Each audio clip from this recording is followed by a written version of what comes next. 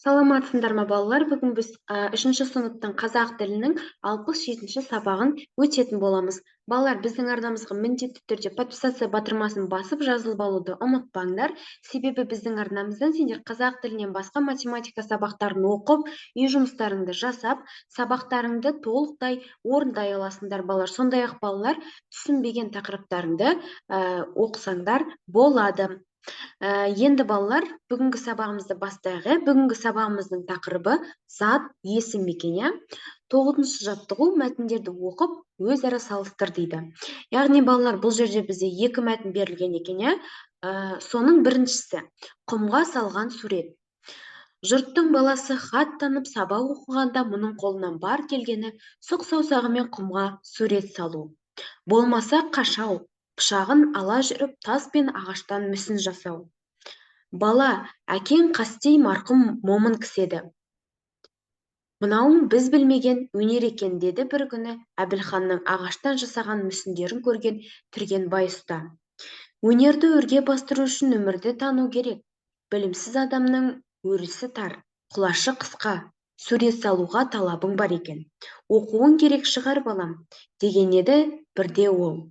Осы сөз оның алдынан бақыт шырағы болып жылтырады. Кәдір Сауырұлы дейді.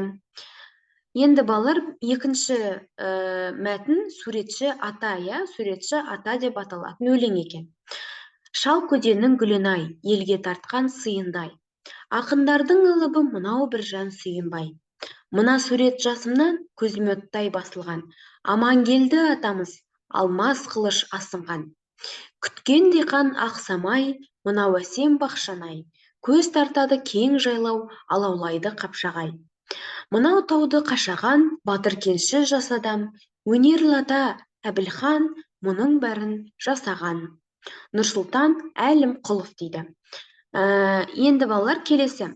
Астында бізде сұрақтар берілген, сол сұрақтарға жауап берейік. Мәтіндерде кім туралы айтылған? Мәтіндерді көркем шығарма түріне ажырат дейді. Мәтіндердің ұқсастығы мен айырмашылығын тауып көр дейді. Және де балалар, суретші ата мәтіннен зат есімдерді теріп жаз, қайсысы жалпы, қайсысы жалқы есім екенін айт дейді балалар. Енді балалар, бізде бірінші сұрақ мәтіндерде кім туралы айтылған дейді. Екі мәтінде де бізде балалар суретші атамыз Әбілхан Қастеев туралы жазылған екен. Енді келесі сұрақ. Мәтіндерді көркем шығарма түріне ажырат дейді. Бұл жерде балалар, бірінші мәтінде оның балалық шағындағы сурет өнеріне қызыққан туралы әңгіме ретінде жазылған. Ал екінші мәтінде Әбілхан атамыздың сурет өнеріне қосқан өнері, яғни салған сурет туындылары туралы өлең жолмен берілген екен. Яғни балалар, бірінші мәтін бізде әңгіме, екінші мәтін бізде өлеңге жатады екен.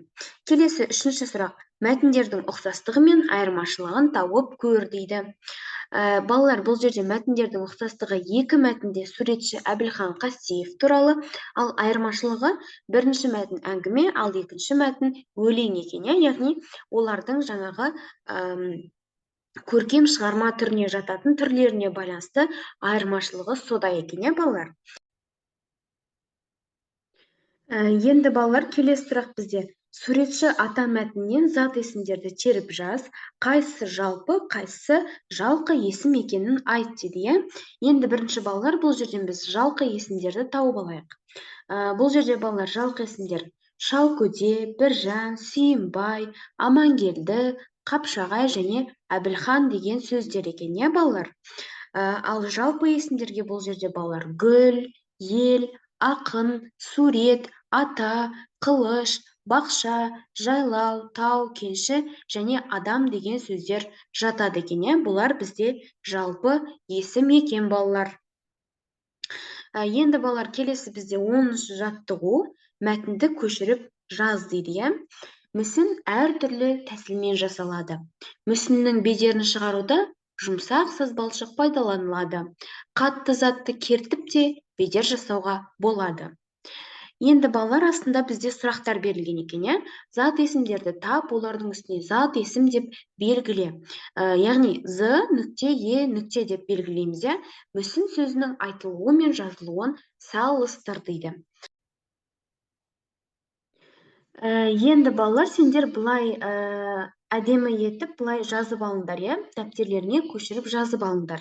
Одан кейін енді зат есімдерді табуымыз керек. Біріншіде бізде мүсін сөзі, иә, бұл бізде зат есім екен, иә, не деген сұраққа жауап береді. Келесі, саз балшық сөзі. Бұл да бізде зат есім екен, иә, не деген сұраққа жауап беріп тұр себебі. Келесі бізде бедер сөзі. Бедер сөзі бұл да зат есімге жатады екен. Не деген сұраққа жауап беріп тұр, себебі. Енді балалар, бізге мүсін сөзінің айтылуы мен жазылуын салыстыр дейді. Бізде балалар, мүсін сөзі жазылған кезде мүсін болып жазылады, ал айтылғанда мүсін болып айтылып тұр, иә. Яғни әрпі бізде дыбысы дыбысы болып естіледі екен, иә. Мүсін деп естіліп тұр, иә, балалар. Осылай бізде жазылу мен айтылуын салыстырамыз. Келесі бізде балалар 11-ші жаттығу. Сызбаға қарап жалқы және жалпы есім туралы қорытынды жаса дейді. Жалпы есім әнші, күйші, мүсінші дейді.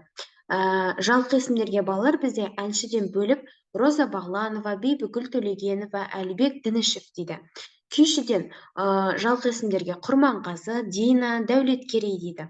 Ал мүсіншілерден жалпы есімге Бақытжан, Әбішев, Хакімжан Наурызбаев, Ескен Сергебаев дейді. Енді балалар, бұл жерде біз қорытынды жасайтын болсақ, жалқы есім деген бізде өздерің білетіндей заттың атын, яғни адамның атын, жер су аттары, яғни үлкен әріппен жазылатын сөздер, солардың барлығы бізде жалқы есімге жатады екен, иә. Ал жалпы есім дегеніміз бізде балалар сол мысалы адам аттарын жиып айтқанда, мысалы әнші дейтін болсақ, оның ішінде біз яғни жалқы есім бізде балалар Роза Бағланова десек, ол бізде жалқы есімге жатып кетеді. Ал әнші дейтін болсақ, бізде ол жалпы есімге жатады екен, яғни біз оның дәл нақты кім екенін білмейміз, бірақ әнші екенін білеміз, яғни әншілер мысалы Роза Бағланова болуы мүмкін, Бибігүл Төлегенова болуы мүмкін, Әлібек Дінішев болуы мүмкін, яғни әнші деп жалпы айтылатын сөздер екен, ал жалқы есімдер балалар бір ғана затқа немесе бір ғана адамға арнап айтылады екен, Келесі балалар, бізге сұрақтар берілген екен. Зат есімдерді дейді, жалқы, жалпы, жекеше, көпше түрлеріне ажырат дейді. Әр сөздің қандай сұрақтарға жауап беріп тұрғанын айт дейді. Ойыңмен бөліс дейді. Бұл жерде балалар бізде мұражай, экспонаттар, мүсінші, кілемдер, төсеніш, портрет, Әбілхан Қасиев деген сөздер берілген екен, Енді балалар, бірінші бізде мұражай сөзі, Мұражай сөзі бізде жалпы, жекеше, зат есім, яғни жалпы есім және жекеше зат есім екен. Келесі экспонаттар жалпы, көпше зат есім екен. Келесі бізде мүсінші сөзі, бұл бізде жалпы, жекеше зат есім екен. Кілемдер сөзі бізде жалпы, көпше зат есімге жатады екен. Келесі, төсеніш жалпы, жекеше зат есім. Портрет жалпы, жекеше зат есім. Келесі бізде балалар Әбілхан Қастеев. Бұл бізде балалар адамның аты болғаннан кейін жалпы есімге жатады екен, жекеше зат есім екен, балалар. Осылай балалар біз сөздерді талдадық. Осымен балалар, біздің бүгінгі сабақ аяқталды. Міндетті түрде подписаться батырмасын басып, біздің арнамызға жазылып алыңдар. Себебі біздің арнамызда сендер балалар барлық тапсырмалардың жауаптарын таба аласыңдар балалар. Сондай-ақ балалар өздерің түсінбеген тақырыптарды қарап, үй жұмыстарыңды жасай аласыңдар. Сендерге балалар сабақта сәттілік тілеймін. Келесі кездескенше сау саламатта болыңдар.